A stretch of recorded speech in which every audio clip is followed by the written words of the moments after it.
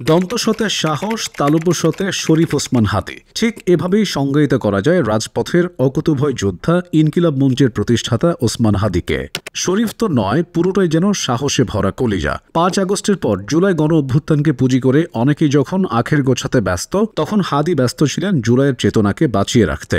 সে লক্ষ্যেই প্রতিষ্ঠা করেন ইনকিলাব মঞ্চ, যেখানে দাঁড়িয়ে তিনি সর্বদা সক্রিয় থাকেন অন্যায়ের প্রতিবাদে। হাদির এই প্রতিবাদী সত্তা নতুন জন্মায়নি, আগে থেকেই তিনি ইস্পাত দৃঢ় চরিত্রের অধিকারী। ওই জায়গা থেকেই বৈষম্য বিরোধী আন্দোলনে নেমেছিলেন রাজপথে। বুলেটের ভয় উপেক্ষা করে নেতৃত্ব দিয়েছিলেন সামনের সারিতে দাঁড়িয়ে। তবে পথটা মসৃণ ছিল না। একদিকে বুলেটের চোখ রাঙানি, অন্যদিকে ঘরে অন্তঃসত্ত্বা স্ত্রী। সেসব কোনো কিছুই আটকাতে পারেনি তাকে। দেশমাতৃকার টানে ঘরের মায়া, বাইরের ভয় পেছনে ফেলে বৈষম্যের দেয়াল ভাঙতে রাস্তায় ছিলেন। ঝালকাঠির নলসিটি উপজেলার সন্তান হাদি। তার বাবা সেখানকার একটি মাদ্রাসার শিক্ষক এবং স্থানীয় মসজিদের ইমাম। হাদি নিজেও মাদ্রাসার ছাত্র। পড়ালেখা করেছেন ঝালকাঠির নেসারাবাদ কামিল মাদ্রাসা থেকে। 3 ভাই বোনের মধ্যে সবার ছোট হাদি। ছোটবেলায় পড়ালেখার পাশাপাশি লেখালেখিতে ঝোঁক ছিল হাদির। সে সময় বিভিন্ন শাখায়ও মেধার স্বাক্ষর রেখেছেন তিনি। 7ম 8ম শ্রেণীতে থাকতে জাতীয় পর্যায়ের বিভিন্ন প্রতিযোগিতায় অর্জন করেছেন পুরস্কার। উচ্চ মাধ্যমিক সম্পন্ন করে ঢাকা বিশ্ববিদ্যালয়ে ভর্তি হন হাদি। ঢাবিতে পড়ালেখাকালীন নানা প্রতিবন্ধকতার সম্মুখীন হতে হয়েছে তাকে।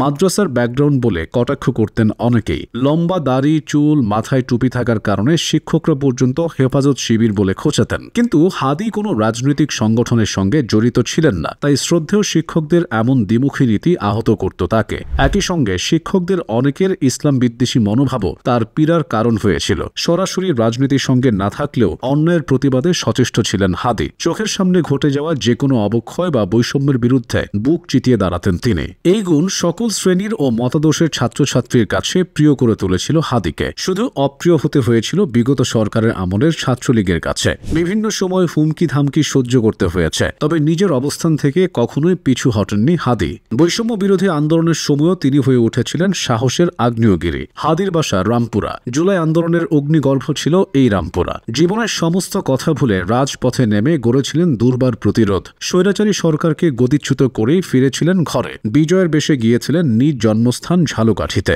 অভ্যুত্থানের পর সবাই ঘরে ফিরলেও দেশের প্রয়োজনে রাস্তায় আছেন হাদি। সকল প্রকার অন্যায় অবিচারের বিরুদ্ধে প্রতিবাদ করছেন তিনি। তার লক্ষ্যবস্তু যে শুধু ফ্যাসিস্ট আওয়ামী লীগ সরকার নয়, অন্তর্বর্তী সরকারের উপদেষ্টাদেরও ছাড়েন না। এক কথায় বলতে গেলে হাদি ইনকিলাব মঞ্চ প্রতিষ্ঠা করার পর থেকে এ পর্যন্ত যতগুলো অন্যায়ের প্রতিবাদ করেছেন, এতগুলো প্রতিবাদ কোনো রাজনৈতিক দলও করেনি। শুধু দেশ গঠনেই ব্যস্ত নেই হাদি, জাতি গঠনেও রেখেছেন গুরুত্বপূর্ণ ভূমিকা। শিক্ষকতার সঙ্গে যুক্ত আছেন তিনি। সাইফোর্সের ইংরেজি শিক্ষক হিসেবে পরিচিতি রয়েছে তার ছাত্রছাত্রীদের অনেকেই ইংরেজিতে পারদর্শী হয়ে দেশ বিদেশের বিভিন্ন জায়গায় কাজ করছেন। সাম্প্রদায়িক সম্প্রীতি রক্ষায়ও হাদি এগিয়ে। গেল বছর হিন্দু সম্প্রদায়ের পূজায় যেন কোনো ধরনের বিভ্রাট তৈরি না হয়, সেজন্য নিজ জন্মস্থান ঝালকাঠিতে লোকজন নিয়ে মন্দির পাহারা দিয়েছেন, যেন নির্বিঘ্নে ধর্ম পালন করতে পারেন তারা। এভাবেই দেশের কাজে বিভিন্নভাবে নিজেকে নিয়োজিত রেখেছেন হাদি। আসন্ন জাতীয় সংসদ নির্বাচনে ঢাকা 8 আসন থেকে সাংসদ পদে নির্বাচন করবেন তিনি। এরই মধ্যে শুরু করেছেন প্রচারণা।